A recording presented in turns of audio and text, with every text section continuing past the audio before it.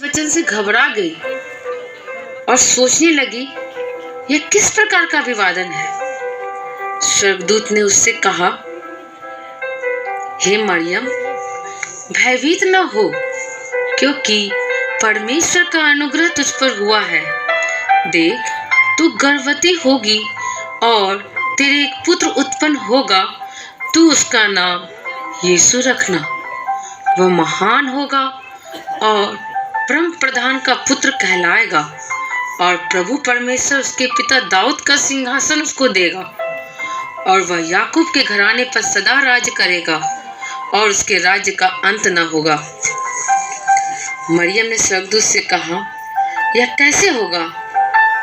मैं तो पुरुष को जानती ही नहीं। स्वर्गदूत ने उसको उत्तर दिया, पवित्र आत्मा तुझ पर उतरेगा और परम प्रधान की सामर्थ तुझ पर छाया करेगी, इसलिए वह जो पवित्र उत्पन्न होने वाला है परमेश्वर का पुत्र कहलाएगा। मरियम ने कहा, देख, मैं प्रभु की दासी हूँ, मुझे तेरे वचन के अनुसार हो। तब स्वर्गदूत उसके पास से चला गया।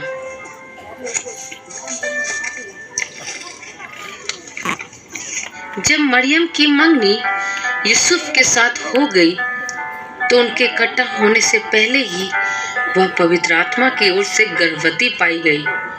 अतः यूसुफ, जो धर्मी था, उसे बदनाम करना नहीं चाहता था।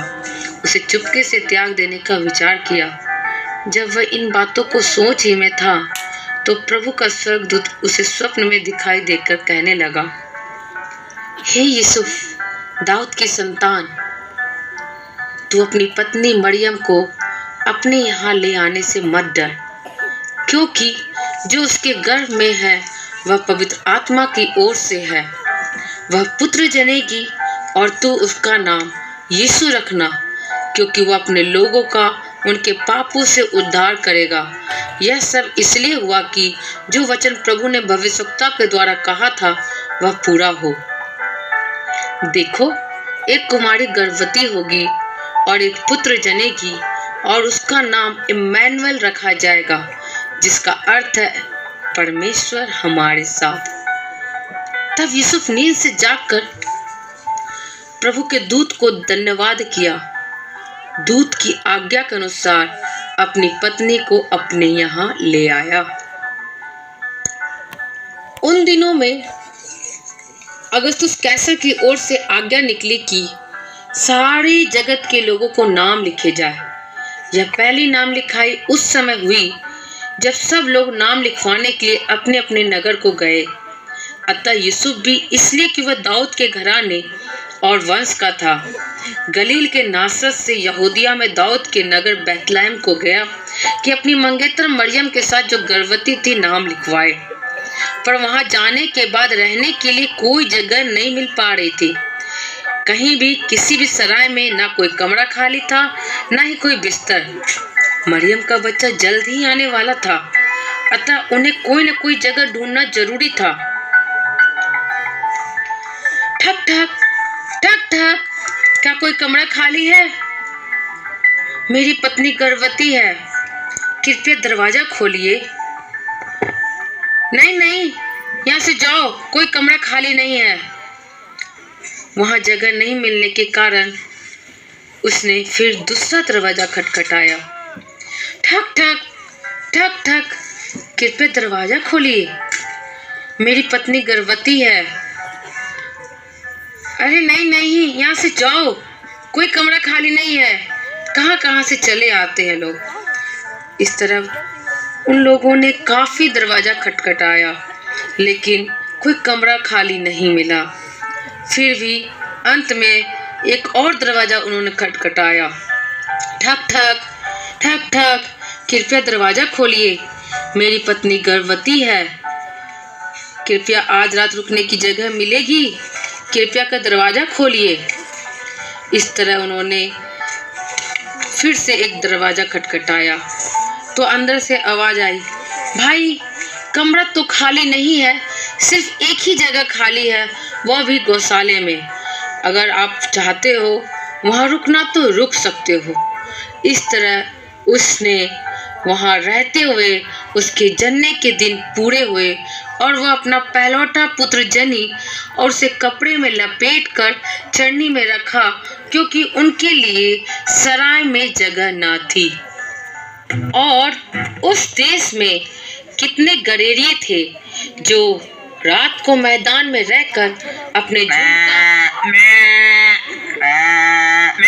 पहरा देते थे।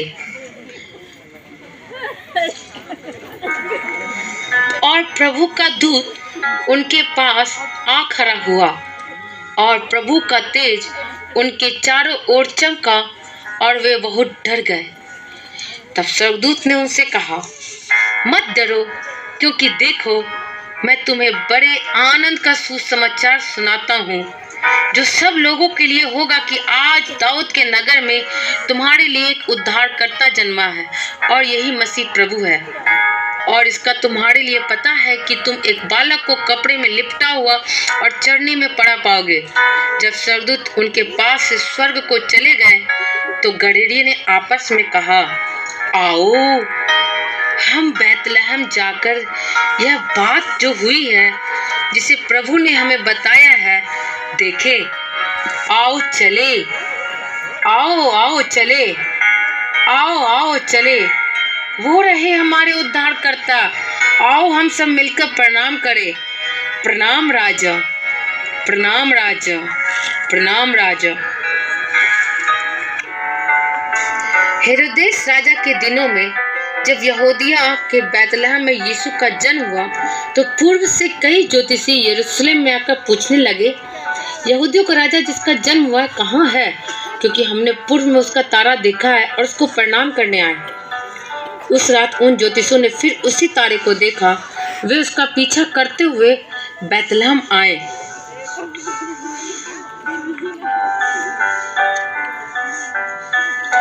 आओ चले, आओ चले,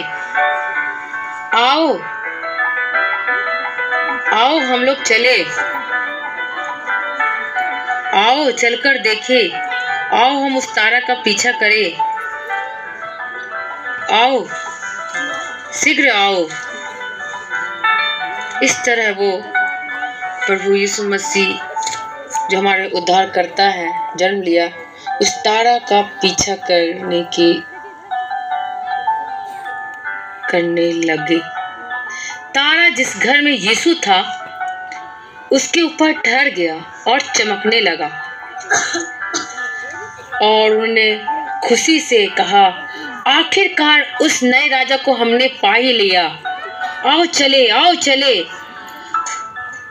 उन्होंने उसके सामने घुटने टेकते हुए कहा।